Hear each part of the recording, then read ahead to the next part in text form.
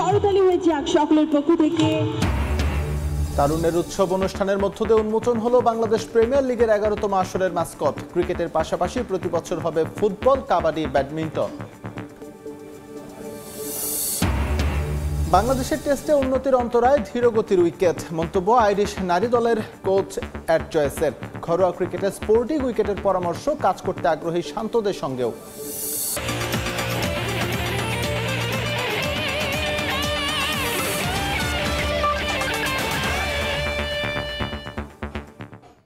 বিশ্বের নানা প্রান্তের খেলাধুলার খবর নিয়ে আমাদের নিয়মিত আয়োজন খেলার সময়, আর এই আয়োজনে আপনাদের সঙ্গে আছি আমি এসএম ইকবাল।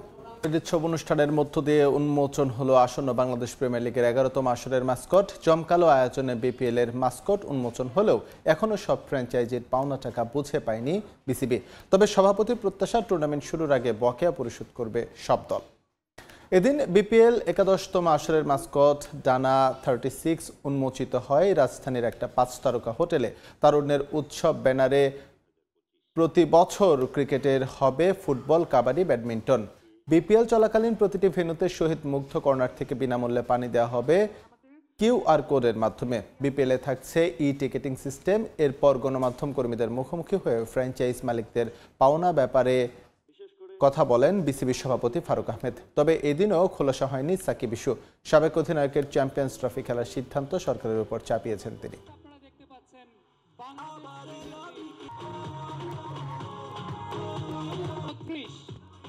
ডানা 36 প্রথমবার এখানে ডানা শব্দটি পাখা অর্থে ব্যবহৃত হয়েছে, যা স্বাধীনতা এবং মুক্তির প্রতীক। ডানা 36 মাস্কটটি সাকিব আল হাসানের ব্যাপারটা আসলে আমি খুব বেশি উত্তর দিতে পারি না। এটা আমি ঠিক, আপনি যদি আমাকে বারবার কোশ্চেন করেন, এটা আসলে আমি বিব্রত না। আমি চাই সাকিব আল হাসান খেলুক, কিন্তু ওর ব্যাপারটা আসলে পুরোপুরি ওর যে কারণে সে আসতে পারছে না, এটা কিন্তু আসলে ক্রিকেট বোর্ড এটার সাথে কোনোভাবে সম্পৃক্ত না। এখনও আমাদের লিস্টে আছে। আমরা আশা করি যে ওর একটা মানে সে যেভাবে চাচ্ছে বা এটা কিছু যদি সমাধান হয়, তাহলে ডেফিনেটলি স্টিল আমি মনে করি সাকিব এখনও ক্ষমতা রাখে খেলার ন্যাশনাল টিমে।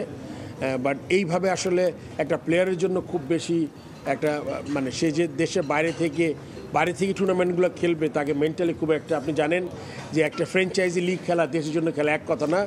আপনার প্রিপারেশন হয়, টিমের জেলটা দরকার হয় খুব বেশি। সো এটা যদি করতে পারছে না এখন আসলে মানে ও আমার মনে খুব বড় একটা মেন্টাল স্টেটে নাই দেশের জন্য খেলার জন্য আমার মনে হয়। যুব ও ক্রীড়া মন্ত্রণালয়ের উদ্যোগে রাজধানীর ইন্টারকন্টিনেন্টাল হোটেলে আয়োজন করা হয়েছে নতুন বাংলাদেশ করার লক্ষ্যে তারুণের উৎসব 2025, যেখানে উন্মোচন করা হয় আসন্ন বিপিএল এর মাস্কট। এই মুহূর্তে সেখানে আছেন রিপোর্টার সাব্বির মিথুন। সরাসরি চলে যাচ্ছি তার কাছে। যেমনটা জানেন আর কি, কিছুক্ষণ আগেই বিপিএল এর 11তম আসরের যে আনুষ্ঠানিক পথচলা, সেই পথচলা শুরু হয়েছে এই টুর্নামেন্টের মাস্কট উন্মোচনের মধ্য দিয়ে, যার নাম রাখা হয়েছে ডানা 36 জুলাই থেকে অনুপ্রাণিত হয়ে এমন নামকরণ। পাশাপাশি তারুণের উৎসব নামে একটা নতুন ইভেন্টের শুরু হয়েছে, যেখানে আসলে যুব ক্রীড়া মন্ত্রণালয়ের তত্ত্বাবধানে যেখানে ক্রিকেট বাদেও অনেক ইভেন্ট থাকবে। সেগুলো যেমনটা ফুটবল, হকির মতন শারীরিক, তার পাশাপাশি সাংস্কৃতিক আয়োজনও থাকবে। তবে সব মিলিয়ে বলা চলে সবথেকে বড় আয়োজন কিংবা সবথেকে বড় মনোযোগটা ছিল বিপিএল এর দিকে, কারণ বিপিএল এর 11তম আসরের আনুষ্ঠানিক পথচলা এর মাধ্যমে শুরু হলো এবং যেখান থেকে বিপিএল এর এবারের আসরে কতটুকু চমক দেখা যাবে তারও কিছুটা আঁচ পাওয়া যাচ্ছে। মাঠের বাইরে নানান চমক দেখালেও মাঠের যে ক্রিকেটটা, অর্থাৎ বিপিএল আসলে যে জন্য আয়োজন করা হয় সেই ক্রিকেটটা নিয়ে কিন্তু অনেক আফসোস, অনেক আক্ষেপ রয়ে যাচ্ছে। এখন কিছুক্ষণ আগে বিসিবি সভাপতি আমাদেরকে জানিয়েছেন যে ফ্র্যাঞ্চাইজি ফি বলে যেটা ছিল, যেটা ডেডলাইন অনেক আগে ওভার হয়ে গেছে, সেই ডেডলাইন পূরণের পরেও এখন পর্যন্ত সব ফ্র্যাঞ্চাইজি মানিটাই দিতে পারেনি। এবং এদের মধ্যে কিছু বিতর্কিত ফ্র্যাঞ্চাইজি ওনার আছেন যাদের অংশগ্রহণটাও আসলে বিপিএল এর আয়োজনকে প্রশ্নবিদ্ধ করবে। পাশাপাশি যে সকল ফ্র্যাঞ্চাইজি ওনার এখন পর্যন্ত ফ্র্যাঞ্চাইজি ফি জমা দেয়নি, তাদের বিপক্ষে অতীতে প্লেয়ারদের পাওনা বকেয়া রাখারও অভিযোগ রয়েছে। সব মিলিয়ে এই ফ্র্যাঞ্চাইজি মালিকদের নিয়ে আসলে বিপিএল এ মাঠের ক্রিকেটটা কতটুকু সুষ্ঠুভাবে হবে পাশাপাশি একটা বিতর্কমুক্ত বিপিএল কতটুকু আয়োজন হবে সে প্রশ্নটাও কিন্তু থেকে যাচ্ছে। এর পাশাপাশি বিসিবি সভাপতিকে সাকিব আল হাসান ইস্যুতেও প্রশ্ন করা হয়েছে। সাকিব আল হাসান ইস্যুতে বরাবরের মতো বিসিবি আবারও কিছুটা গুঞ্জন রেখে গিয়েছে। সরকারের উপর দায় চাপিয়ে জানানো হয়েছে চ্যাম্পিয়ন্স ট্রফিতে সাকিব আল হাসানের অংশগ্রহণ অনেকটাই অনিশ্চিত, এবং বলা চলে যে চ্যাম্পিয়ন্স ট্রফিতে যদি সাকিব আল হাসান অংশগ্রহণ করতে না পারে তাহলে বিপিএলে যেখানে চিটাগাং কিংস তাকে সরাসরি চুক্তিতে দলে ভিড়িয়েছিল সেখানেও আসলে সাকিব আল হাসানকে দেখা যাবে না।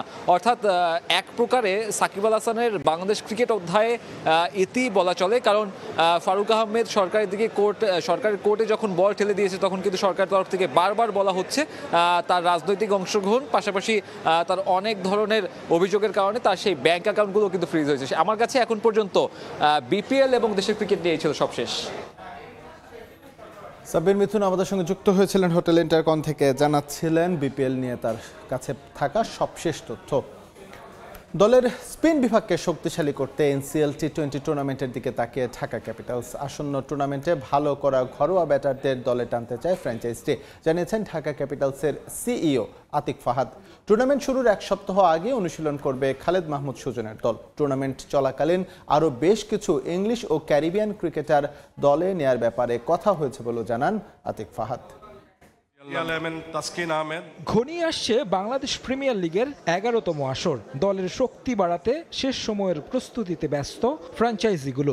ড্রাফট থেকে ক্রিকেটার নিলেও বেশ কিছু জায়গায় এখনও ঘাটতি রয়ে গেছে দলগুলোর। সামনে এনসিএল টি20 টুর্নামেন্ট, যা সুযোগ করে দিচ্ছে নতুন ক্রিকেটার খুঁজে পাওয়ার। 11 থেকে 23 ডিসেম্বর অনুষ্ঠিত হবে এনসিএল টি20 টুর্নামেন্ট। বিপিএল এর আগে যে আসরটি দুয়ার খুলে দিয়েছে ফ্র্যাঞ্চাইজিগুলোকে, যেখান থেকে ঘরোয়া ক্রিকেটারদের দলভুক্ত করতে চায় ঢাকা ক্যাপিটালস। আমাদের টিমে স্পিনের দিকে একটু উইকনেস আছে, তো আমাদের প্ল্যান আছে এনসিএল টি20 যেটা নেক্সট হচ্ছে ওখান থেকে আমরা কিছু প্লেয়ার পিক করব যাতে আমাদের স্পিনের উইংটা একটু স্ট্রং হয়। আমাদের চিন্তা আছে অ্যাটলিস্ট আমরা কিছু নতুন প্লেয়ারদেরকে সুযোগ দিব, তো এনসিএল টি20 যেটা হবে ওখানে আমরা সবার দিকেই নজর রাখছি। ঢাকা ক্যাপিটালস এরই মধ্যে টিম ম্যানেজমেন্টে যুক্ত করেছে বড় দুই নাম। প্রধান কোচ হিসেবে আছেন খালেদ মাহমুদ সুজন এবং মেন্টর পাকিস্তানি সাবেক ক্রিকেটার সাইদ আজমল। শিগগিরই কোচিং প্যানেলে যুক্ত হবে আরও কিছু নাম। তাদের পরামর্শে টুর্নামেন্ট শুরুর বেশ খানিকটা আগেই অনুশীলন শুরু করবে ঢাকার ফ্র্যাঞ্চাইজি। মেইন ম্যাচ হওয়ার অ্যাটলিস্ট একটা উইক আগে থেকে আমরা ট্রেনিং সেশনটা স্টার্ট করার প্ল্যান করছি। তো আমাদের হেড কোচের উপর ডিপেন্ড করে আসলে কোন টাইম থেকে এক্স্যাক্টলি স্টার্ট করলে আমাদের জন্য বেটার হয়, আমরা সেভাবেই ডিসিশন নেব। টুর্নামেন্ট চলাকালীনও চমক থাকবে শাকিব খানের দলের। বিশ্বের অন্যান্য ফ্র্যাঞ্চাইজি লিগ শেষ হয়ে আসলে ইংলিশ ও ক্যারিবিয়ান ক্রিকেটার দলে ভেড়াবে দলটি। নজরে আছে ভারতের জাতীয় দলের সাবেক ক্রিকেটারও। আমরা আরও কিছু ফরেন প্লেয়ারের সাথে কথাবার্তা বলছি, আর কনফ্লিক্টিং কিছু টুর্নামেন্টস থাকার কারণে আমাদের কিছু প্লেয়াররা তো প্রথম কয়েকটা ম্যাচ খেলে চলে যাবে। তো এর মধ্যবর্তী সময়ে আমরা আরও যাতে কিছু ভালো প্লেয়ার আনতে পারি সেদিকে আমরা চেষ্টা করছি। ইভেন উপমহাদেশের এমন কিছু প্লেয়ার আছে যাদেরকে আমরা খুব চেষ্টা করছি নিয়ে আসার জন্য। হোপফুলি মাঠে দেখবেন বেস্ট কিছু প্লেয়ার চলে আসছে আমাদের সাথে খেলার জন্য। ইংলিশ ক্যারিবিয়ান এই টাইপের বেশ কিছু ভালো প্লেয়ারদের দিকে আমাদের নজর আছে। হোপফুলি আমরা বেস্ট দুই একজনকে নিয়ে আসতে পারবো। বিপিএল এর আকর্ষণ বাড়াতে ঢাকা ক্যাপিটালসের পক্ষ থেকে দর্শকদের নিয়ে বেশ কিছু প্রোগ্রামের পরিকল্পনা রয়েছে বলেও জানান তিনি। সেভাবেই ডিসিশন নেব। তারেক হাসান শিমুল, সময় সংবাদ, ঢাকা। ঘরের মাঠে স্লো অ্যান্ড লো উইকেট বানিয়ে টেস্ট ক্রিকেটে কখনোই উন্নতি আনা সম্ভব নয়। ঘরোয়া লিগে ভিন্ন ভিন্ন ট্র্যাক বানানোর পরামর্শ সাবেক ইংলিশ ও আইরিশ ব্যাটসম্যান এড জয়েসের। প্রথম শ্রেণীর ক্রিকেটে 18,000-এর বেশি রান করা জয়েস বিস্মিত এদেশের ক্রিকেটারদের নিয়মিত ইংলিশ কাউন্টি লিগের সুযোগ না পাওয়ায়। বর্তমানে আইরিশ নারীদের হেড কোচের দায়িত্বে থাকায় জয়েস সুযোগ পেলে কাজ করতে চান টাইগার ডাগআউটে। মাহবুব রিবনের রিপোর্ট। প্রায় 6 ফিট উচ্চতার দীর্ঘকায় গড়ন, প্রথম দর্শনেই পরিচিত মুখ, চোখ আটকে যাবে যে কারোই। শুধু আয়ারল্যান্ডের সাবেক অধিনায়কই নন, তিনি প্রথম আইরিশ ক্রিকেটার যিনি খেলেছিলেন ইংল্যান্ডের জাতীয় দলের জার্সিতে। এডমুন্ড ক্রিস্টোফার জয়েস, বিশ্ব ক্রিকেটে যিনি পরিচিত এড জয়েস নামেই। স্বীকৃত ক্রিকেটে 33,000-এর বেশি রান, প্রায় 21 বছরের ক্যারিয়ার। 22 গজের পাঁচ চুকে 2019 সাল থেকে আছেন আইরিশ নারী ক্রিকেটের দায়িত্বে। বেশ লম্বা প্রক্রিয়ার পর অবশেষে পাওয়া গেল তাকে। জানতে চাওয়া জয়েসের কাছে কেন দুই যুগেও টেস্ট ক্রিকেটে থুকছে Bangladesh. You look at the test match that Bangladesh are playing at the moment against West Indies, fast pitch, fast bowlers, and I know Bangladesh have produced some good seam bowlers recently as well, so Taskin and people like that are doing really well. But I think the batters, you just get used to playing on the pitches that you grow up on, you know, so it's easier to play on, you know, low pitches that turn a bit, and then when you go overseas it's harder. But it's the same for all the other teams. Home advantage is really a big thing in test matches now, and definitely the talent there, it's just a matter of being able. So I would say try and play everything, but don't rule out playing test matches. আক্ষেপের জায়গা আছে আরো। 4 দিনের county ক্রিকেটে এক সাকিব ছাড়া সুযোগ মেলেনি কোনো বাংলাদেশের। তামিম মুস্তাফিজরা খেলেছেন রঙিন পোশাকে, অথচ আফগান লঙ্কান ক্রিকেটাররা নিয়মিতই মাতাচ্ছেন এই league. In county cricket, obviously only 18 teams. A lot of the teams look for fast bowlers, fast bowlers, you know, so like Australians and South Africans and things like that. So, you know, West Indies, exactly, yeah. And I think only recently maybe seeing the value of the teams from Afghanistan and Sri Lanka, Rashid Khan and some of the other guys there as well. So I'm surprised.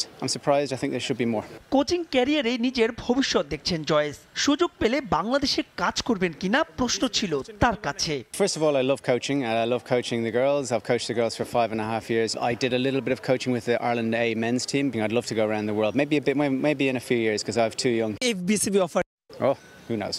তবে একটা বিষয়ে আক্ষেপ আছে জয়েসের। Test স্ট্যাটাসের অর্ধযুগের বেশি পার হলেও এখন পর্যন্ত আয়ারল্যান্ড খেলেছে মোটে 9টা টেস্ট। তাই তো নিজেদের প্রমাণে এই ফরম্যাটে আইসিসির কাছে আরো বেশি ম্যাচের দাবি আইরিশদের হয়ে অভিষেক টেস্ট খেলা জয়েসের। মাহবুব রিমন, সময় সংবাদ, ঢাকা। অবশেষে পূর্ণতা পেল বাংলাদেশ ফুটবল ফেডারেশনের কার্যনির্বাহী কমিটি। বাফুফে নির্বাচনের অমীমাংসিত একটি পদে পুনর্নির্বাচন করে জয় পেয়েছেন সাইফুর রহমান মনি। 4 বারের চেষ্টায় ফেডারেশনের 15তম কার্যনির্বাহী কমিটির সদস্য নির্বাচিত হতে প্রতিদ্বন্দ্বী এখলাস উদ্দিনকে 5 ভোটে হারিয়েছেন তিনি। এদিকে এখনও পুরোপুরিভাবে ফেডারেশনের স্ট্যান্ডিং কমিটিগুলো গঠন না হয় আক্ষেপ প্রকাশ করেছেন জেলা ফুটবল অ্যাসোসিয়েশনের কাউন্সিলররা। ভোটের আগে একসঙ্গে হাসি মুখে 2 প্রার্থী, তবে দিন শেষে মুখে চওড়া হাসি নিয়ে নির্বাচনের মাঠ ছেড়েছেন সাইফুর রহমান মনি। 4 বারের চেষ্টায় প্রথমবারের মতো বাফুফের কার্যনির্বাহী কমিটির সদস্য নির্বাচিত হয়েছেন চট্টগ্রাম আবাহনীর এই কোচ। নতুন সদস্যকে বরণ করে নেন বাফুফের কার্যনির্বাহী কমিটির বেশ কয়েকজন সদস্য। পুনর্নির্বাচনে 133 ডেলিগেটের মধ্যে ভোট দিয়েছেন 107 জন, যেখানে 56 ভোট পেয়েছেন জাতীয় দলের সাবেক তারকা সাইফুর রহমান মনি। তার একমাত্র প্রতিদ্বন্দ্বী ইখলাস উদ্দিন পেয়েছেন 51 ভোট। 4th টাইমে এসে আমি সাকসেস হয়েছি, সো এটার জন্য আমি আসলে অল ক্রেডিট এই ডেলিগেটরদের দিতে চাই, কারণ ওনারা যেভাবে আমাকে সাপোর্ট করেছেন এই জন্যই আজকে এই জয়লাভ করতে পেরেছি। নির্বাচন চলাকালীন হয়েছে হট্টগোল, কথা কাটাকাটি হয় দুপক্ষের মাঝে, তবে তা সামলে নেয় বাফুফে, যাকে নির্বাচনের অংশ হিসেবে দেখছেন জয়ী প্রার্থী। এদিকে বাফুফের নতুন কমিটির কার্যগতি নিয়ে আক্ষেপ প্রকাশ করেছেন জেলা ফুটবলের ডেলিগেটরা। ফুটবলকে আরো গতিশীল করতে সভাপতির হস্তক্ষেপ কামনা করেছেন কাউন্সিলররা। একটা বাকি থাকলেও অন্তত স্ট্যান্ডিং কমিটিগুলো পূর্ণাঙ্গ করে কাজ আরম্ভ করা, যেহেতু প্রত্যেকটা কমিটিকে 1 বছর করে সময় বেঁধে দিয়েছেন প্রেসিডেন্ট। আমাদের নিয়ে অনেক কথাই প্রেসিডেন্ট বলেছেন, আমাদের নিয়ে বসবেন, কথা বলবেন কীভাবে দেশের ফুটবল উন্নয়ন করা যায়। গেল অক্টোবরে অনুষ্ঠিত হওয়া বাফুফে নির্বাচনে সদস্য পদে 2 প্রার্থীর মধ্যে টাই হওয়ায় পুনরায় এই পদে নির্বাচন ঘোষণা দেয় ফেডারেশন। নির্বাচন পর্যবেক্ষণ করতে উপস্থিত ছিলেন ফিফার প্রতিনিধিরা। ফাহিম ইসলাম, সময় সংবাদ, ঢাকা। খেলার সময় আরও থাকছে। ভারতের ফ্র্যাঞ্চাইজ লিগে দল পেলেন তামিম ইকবাল। লখনৌ ভিত্তিক টি20 লিগের দল এমপি টাইগার্সে $15,000 পারিশ্রমিকে খেলবেন বাংলাদেশ ওপেনার। ভারতের ফ্র্যাঞ্চাইজ টি20 লিগে দল পেলেন তামিম ইকবাল। লখনৌ ভিত্তিক বিগ ক্রিকেট লিগ BCL নামে একটি টুর্নামেন্টের ড্রাফট হয়েছে, সেখানে এমপি টাইগার্স ফ্র্যাঞ্চাইজ $15,000 তামিমকে দলে নিয়েছে। বিগ ক্রিকেট লিগ সামাজিক মাধ্যমে দেয়া পোস্টে তামিমের ড্রাফট থেকে দল পাওয়ার বিষয়টি নিশ্চিত করেছে। আন্তর্জাতিক ক্রিকেট থেকে তামিম ইকবাল দূরে আছেন প্রায় 15 মাস, তবে এবছর ঢাকা প্রিমিয়ার লিগ ও BPL খেলছেন।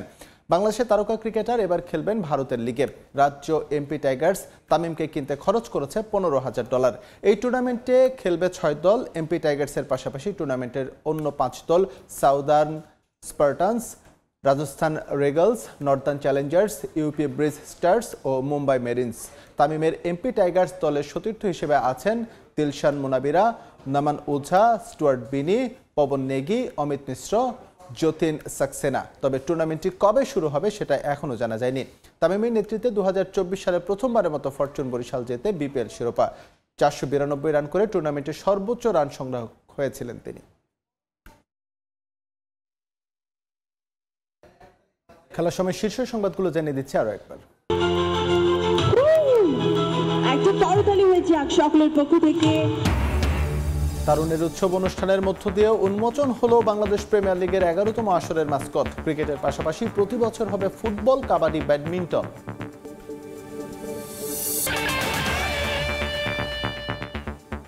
এই ছিল খেলার সময়। সঙ্গে থাকুন সময়ের।